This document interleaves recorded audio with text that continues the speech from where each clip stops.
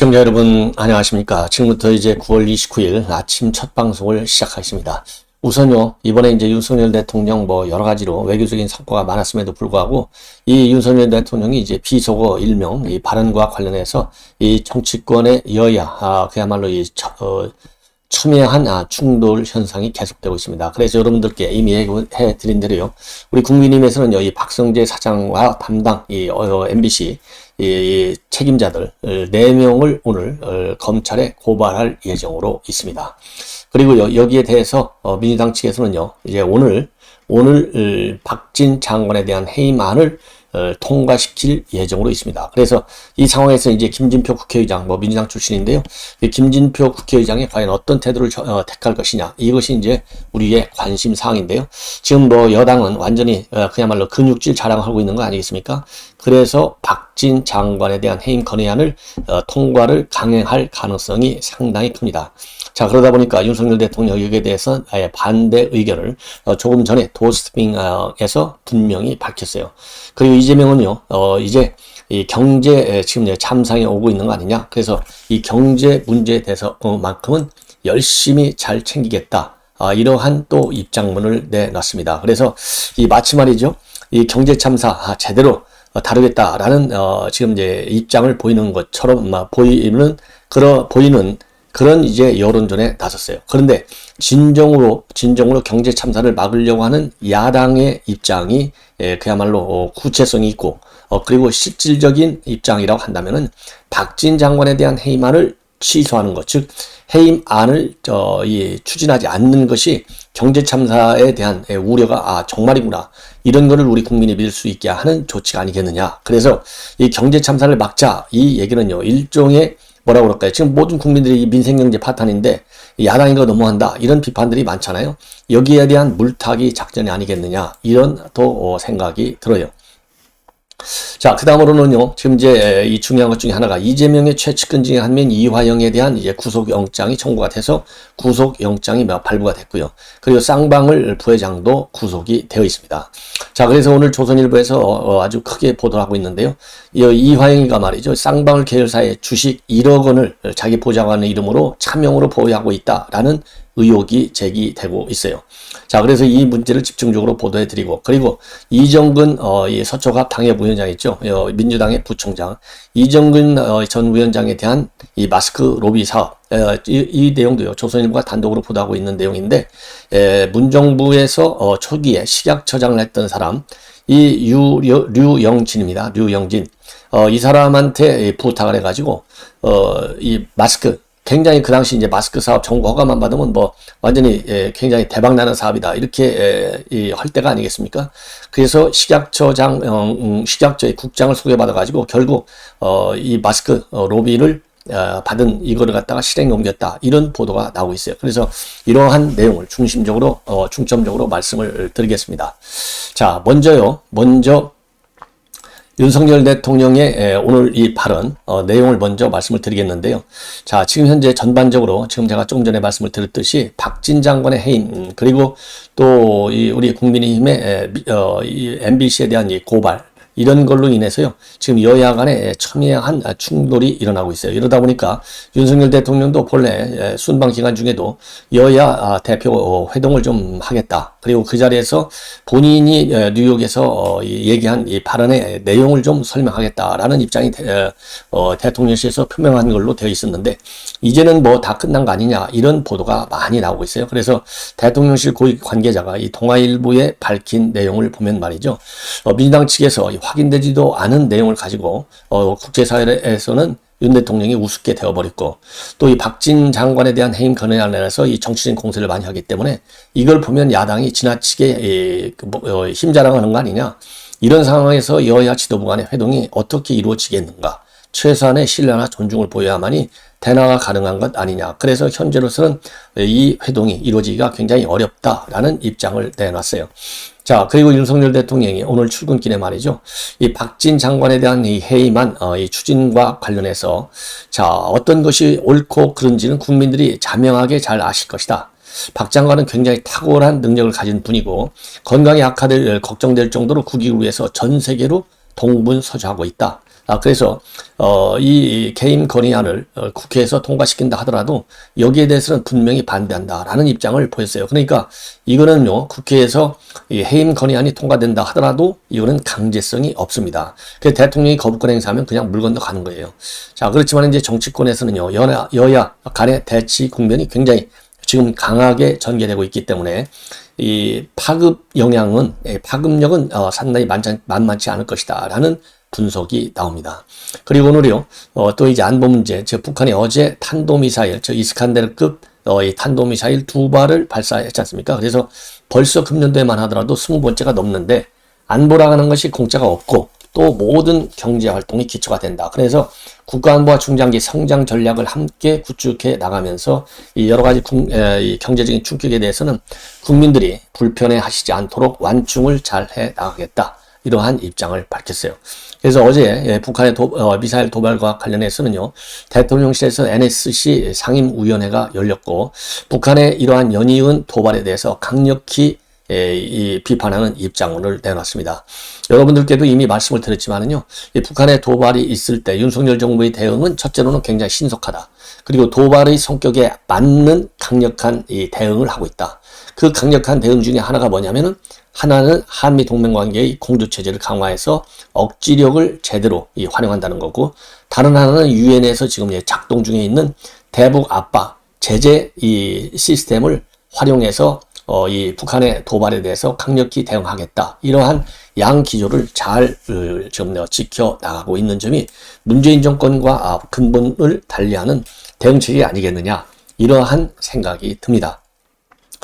자, 이제는 아까 말씀드린 대로요, 이 순방 문제에 관해서 지금 이제 윤석열 대통령이 어제는 광주에서 비상경제 민생회의를 주재하면서 여러 가지 얘기를 했는데요. 그 중에 지금 광주 지역의 어떤 특성, 이거를 감안해 가지고 AI, 그러니까 이제 글로벌 인공지능 경쟁에서 이 세계 3위 수준으로 경쟁력을 끌어올리겠다라는 목표를 다시 한번 확인을 했습니다. 여러분들 잘 아시다시피 지난 22일 날 캐나다 토론토에서요, 이 AI 세계적인 전문가들과 간담회를 가져가지고 AI 강국으로 도약하겠다라는 입장을 발표했지 않습니까? 자, 그리고 뉴욕에서는 또 뭐라고 했어요? 뉴욕에서는 이 보편적 이 가치를 지켜나가겠다. 그러기 위해서 새로운 디지털 질서를 우리 한국이 주도하겠다. 이게 이제 뉴욕 구상인데요. 이러한 뉴욕 구상을 갖다가 어제는 말이죠, 디지털 전략으로 발전시켜서 디지털 전략을 토대로 해서 우리가 디지털 강국으로 도약할 수 있도록 체계적인 준비를 해 나가겠다. 이러한 입장도 밝혔습니다. 그래서 윤석열 대통령이요, 이번에 순방 중에 했던 이 국제적인 일종의 이제 국제적인 약속도 되고, 물론 대국민 약속도 되는 것이죠. 이런 부분에 대해서는 정책적으로 이 중장기 전략을 잘 세워서 강력하게 추진해 가지고요, 그야말로 대한민국의 이 디지털 분야에 있어서의 세계적인 이 경쟁력을 키워나가겠다. 그래서 미래의 밑거리를 윤석열 브랜드로 달아가지고 키우겠다라는 의사를 분명히 밝혔어요. 이거 하나만 하더라도 큰 성과다, 이렇게 보여지고요. 야당이 말이죠, 이 외교 성과 없다고 비판하는 게 말이 안 되는 것이 바로 이런 대목에서 볼 수 있는 거예요. 그리고 어제는 말이죠, 또 이 클리버리 영국 외무장관도 접견을 했습니다. 그래서 이 지금 야당에서 말이죠, 이 조문외교 실패했다, 조문외교가 없었다, 이렇게 하고 있잖아요. 이게 말이 안 되는 거예요. 조문외교가 분명히 있었다고 하는 것을 이번 영국 외교장관이 우리 국내에 와가지고 영국 정부의 이 감사의 뜻을 전하는, 그리고 조문록을 작성한 데 대해서도 이 주한 영국 대사관에서도 마저도 굉장히 높이 평가하고 감사를 전하고 있어요. 그래서 일종의 야권이 말이죠, 이 정쟁 차원에서 영국의 조문외교가 실패했다 하는 것이 전혀 사실이 아닌 것을 바로 영국의 이러한 외교적인 조치를 보더라도 분명히 우리가 느낄 수 있다. 그리고요, 또 이제 오늘이 되겠습니다. 오늘 해리스 미국 부통령의 예방을 받고, 여기에서 이제 미국 인플레이션 감축법, 즉 IRA에 따라서 우리 국내 전기차 업체가 미국 시장에서 좀 불이익을 받을 수 있는 우려, 이미 미국 정부에 충분히 전달이 됐고요. 미국 정부로부터도 진지하게 검토하겠다, 이런 약속을 받은 거 아니겠습니까? 오늘 다시 한번 그것을 이제 확인하는, 또 한 번 그 부탁하는 절차를 갖게 됩니다. 그래서요, 일본, 죄송합니다. 일본은 이미 이제 한덕수 총리가 가서 충분하게 우리 측 입장하고 이제 한일 외교관계 개선을 위해서 전달을 이미 어제 이제 한 것으로 되어 있지 않습니까? 그래서 일본 정상회담의 후속, 그 다음에 미국 정상회담과의 후속, 또 영국 조문회교의 후속 조치, 그 다음에 캐나다 이 방문에 따른 그 후속 조치, 국내적인 어떤 정책 추진 방향 이런 것들이 다시 한번 분명하게 지금 이제 밝혀졌다. 그래서 그동안에 국민들에게 제대로 이 외교적인 성과가 이 MBC의 조작 의혹 방송에 인해서 상당히 가려졌는데요. 이렇게 후속 조치를 신속하게 정확하게 대통령과 그리고 대통령실 정부 당국에서 함에 따라서 이제 다시 제대로 순방 성과를 평가받을 수 있는 기회가 되지 않았는가 이렇게 생각이 듭니다. 자, 그래서요, 그동안에 이러한, 이 보도 내용들도 보면요, 상당히 잘 나왔어요. 뭐라 그럴까요? 바이든을 만나서 인플레이션 감축법, 그 다음에 유동성 공급 자체에 대해서 협력하자. 또, 그리고 이제, 이 경제 외교적인 측면에서 본다면 11.5억 달러짜리의 투자 유치가 성공이 됐다는 거. 그리고 이 유엔 총회 연설에서 자유의 연대를 굉장히 강화했고요. 그리고 캐나다 방문에서는 특히 우리 이제 전기차 배터리 뭐 이런 거와 관련된 이 광물 전략 자원이죠. 이 광물의 공급망도 확보한 거 이런 점들이 성과로 우리가 뽑을 수 있는 것 아니겠느냐. 그래서 우리 시청자 여러분들께서도 이 야권의 정말 무분별한 공세에 대해서 철저히 이러한 이 팩트를 가지고 무장을 해야 될 것 아니겠느냐라는 생각이 듭니다. 자, 이번에는요, 이재명이가 오늘 페북을 통해서 밝힌 얘기, 외교 참사는 엎질러진 물이지만 제발 경제 참사라도 막자 이런 입장을 내놨는데요. 외교 참사가 엎질러진 물이 아니라 억지 가짜 뉴스를 만들어서 외교적인 성과를 무산시키는 국제적인 우리 국격을 해하는 이러한 야당의 이 공세, 이게 잘못됐다. 그 공세 자체가 하나의 또 다른 참사를 만드는 것 아니냐. 이런 비판을 받기에 충분하다. 이렇게 저는 생각을 합니다. 그러면서요, 우리 경제에 들인 먹구름이 점점 지쳐지고 있는데 고물가, 고금리, 고환율에 무역수지 적자, 주가 폭락, 가계부채 부담까지 국민 고통이 점점 커진다. 그러면서요, 대외경제 취약성, 그런데 이러한 이 환경의 약화, 경제적인 이 회복 국면에 지금 회복 국면으로 선회할 수 있는 여건을 악화시킨 근본이 어디에서 왔느냐? 바로 문재인 정권의 경제 실정에서부터 온 거 아니겠습니까? 그거를 먼저 인정해야죠. 그러면서요, 이 대외경제 취약성을 최소화하기 위해서 정부의 위기, 대응 의지 표명, 그리고 발빠른 초동 조치는 국내외 분명한 시그널이 될 것이다. 이미 초동 조치들 수차 반복적으로 정부가 발표하고 있는데요. 그 진정한 정부의 의도를 왜곡시키는 것이 지금 민주당이 아니냐. 이렇게 우리가 비판할 수 있어요. 그리고 우리 당이 할 수 있는 것부터 해나가자. 그래서 이번 정기 국회에서 말이죠. 양극화라든가 불평등을 확대할 정부의 비정한 예산을 바로잡고 사회 안전망을 확장하겠다. 경제 위기를 최소화하기 위한 대안을 마련하고 다수당의 책임을 다하겠다. 그러려면요. 어제 그제죠. 이제 국회 대표 연설에서 밝힌 포퓰리즘적 정책 요소를부터 그런 정책적인 요소 제안서부터 이재명이는 취소하고 나와라. 이렇게 비판하고 싶어요. 그리고 국민의 삶에 여야가 따로 있지 않다. 그러면서요. 민주당은 어떤 역할도 감당할 준비가 돼 있으니 함께 힘을 모아서 경제 참사를 막아내고 위기 극복에 앞서자. 말로만 하지 말고 말이죠. 실질적으로 여야 협상에 나서라. 이렇게 저는 주장을 하고 싶습니다. 자, 그래서 이 국회 교섭단체 연설 이제 어제 했었죠. 기본적 삶이 보장되는 기본사회로 나가야 되고 소득, 주거, 금융, 의료, 복지, 에너지, 통신 모든 영역에서 기본적 삶이 보장되도록 사회 시스템을 바꿔라. 이거 뭐 사회주의로 가자는 얘기하고 거의 비슷한 게 아니냐. 예, 그렇잖아요. 공통점이 많아요. 자, 이런 모든 영역을 사회주의 국가들은 전부 정부가 책임지지 않습니까? 그런데 이거를 갖다가 삶이 보장되도록 시스템한다. 이 삶이 이루어질 수 있도록 지원하는 시스템이 아니에요. 이런 점에서 상당히 좀 위험한 정책적 요소가 있다. 이렇게 비판을 받기에 충분하고요. 우리의 미래는 최소한의 삶을 지원받는 사회가 아니라 기본적 삶을 보장받는 기본사회여야 된다. 여기에서 이 이재명의 포퓰리즘적 생각이 얼마나 강한지를 우리가 다시 한번 엿볼 수 있고, 이런 정책으로 가면요, 우리 대한민국의 재정 건전성이 그야말로 땅에 떨어지는 또 다른 위기 요인을 만들 수 있다. 이렇게 저는 판단을 합니다. 자, 이번에는 말이죠. 지금 이제 이재명의 최측근 이화영이가 구속이 돼서 이제 수사의 칼날은 정진상으로 올라가고 있어요. 이화영은 쌍방울표, 그 다음에 거기에서 이제 구속, 그 다음에 이제 정진상이는 성남 풋볼클럽과 관련된 비리 의혹, 여기에서 말하자면 이 이재명을 지금 겨누고 있습니다. 검찰의 칼이. 그런데 이화영이 말이죠. 그동안에 이제 이 뇌물 의혹, 정치장법 위반, 이런 등등, 여러 가지 이 백화점식 비리를 가지고 많이 있지 않습니까? 그런데 지금 오늘 조선일보에서 분명하게, 뭐라고 그럴까요? 집중 취재한 부분은 쌍방울서 4억 수뢰한 혐의로 구속이 됐지만은 이 부지사 할 때 대북 사업을 도와줘가지고 계열사 주가가 7배로 폭등한 거, 여기에 어떤 역할이 있는지 이런 것들을 집중적으로 지금 내가 추적 보도를 하고 있어요. 그래서 이 취재 종합을 보면요, 지금 쌍방울에서 저도 TV조선에서 이거 단독 보도했는데요, 북한의 히토류 광물 채굴권을 확보했는데 그 광물 채굴권을 확보할 때, 즉 이 북한과 그다음에 이 아태그룹과의 그런 이 협상을 할 때 말이죠. 김성태 2019년도 1월하고 5월인데요. 선양에서 북한 측 민족경제협력연합회 관계자를 만났어요. 이때 김성태도 거기에 현장에 있었고, 그리고 또 이화영, 킨텍스 사장도 당시 이제 부지사죠. 이 사람도 그 자리에 딱 있었어요.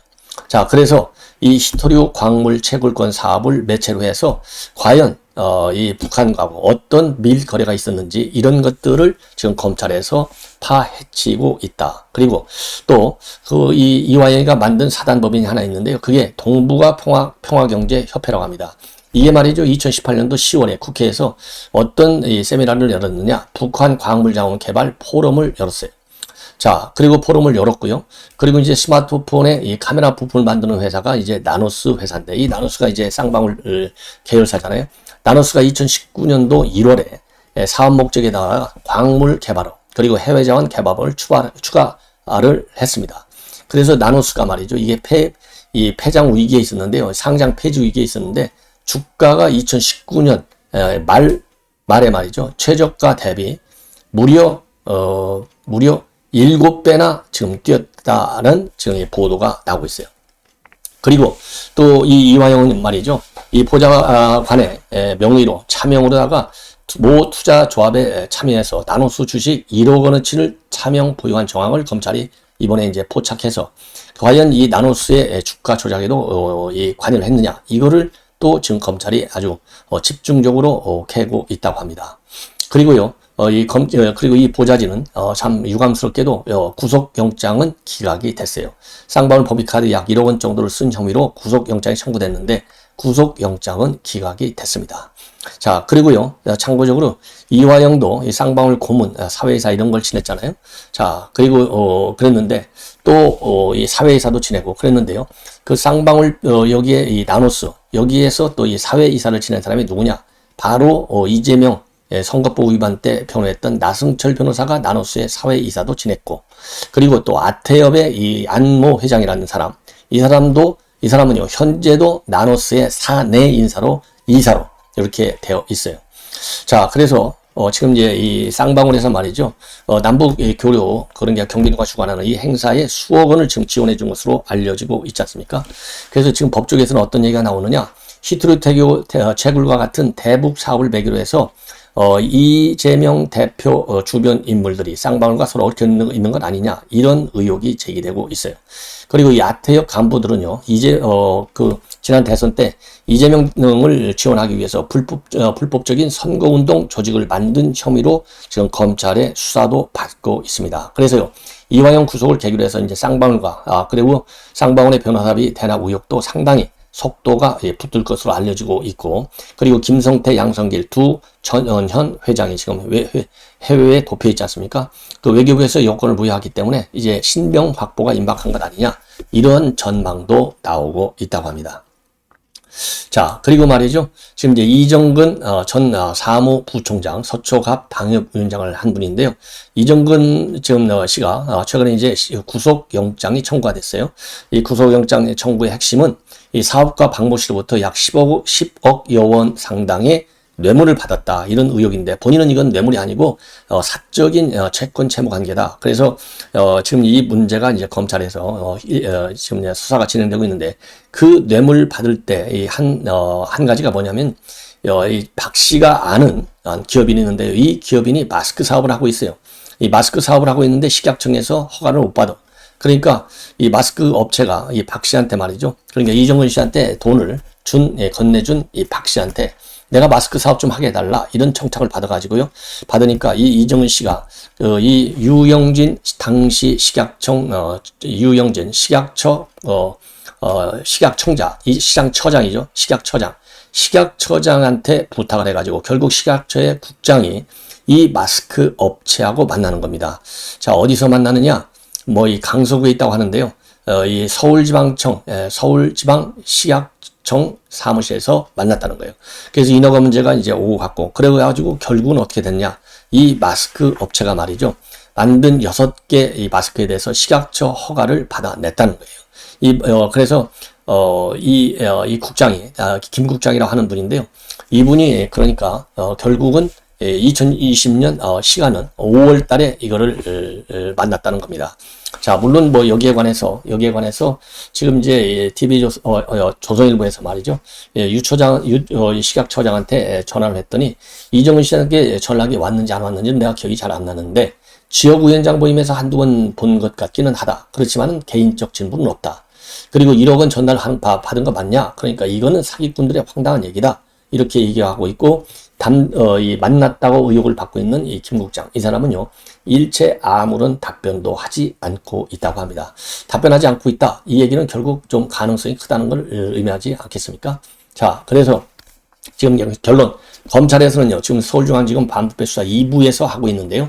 박 씨가, 그래서 이정근 씨한테 전달해준 1억 원이 바로 마스크 인허가 청탁과 관련이 있을 가능성이 상당히 크다.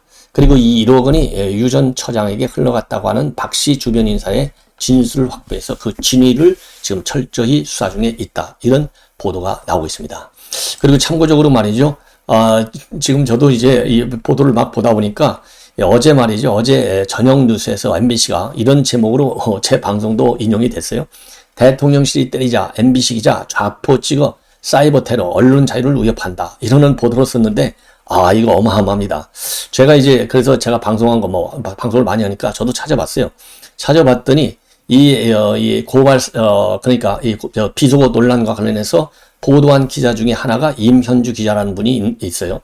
그래서 임현주 기자를 제가 이 포털 사이트를 찾아가지고 나무 위키에 나와 있는 걸 보고 제가 이제 소개를 했어요. 그리고 나무 위키에 나와 있는 내용을 보면은 여러분들도 다 아시다시피 이미 제가 방송에서도 말씀을 드렸는데 이분은 그러니까 임현주 프로필에서 85년 4월 27일생 서울대 산업공학과 그 다음에 이 광주 광역시 출생은 그리고 키가 어떻고 MBC가 2013년도부터 이런 게 쭉 나와 있어요. 그래서 제가 지금 말씀드린 대로 이거를 인용을 해드렸습니다. 이 사람이 이 고발사주 이 비속어 논란을 한 사람이 바로 임현주 기자구나 이렇게 했는데 이 MBC의 보도를 보면 말이죠. 이러한 이 보도가 어떻게 되어 있느냐?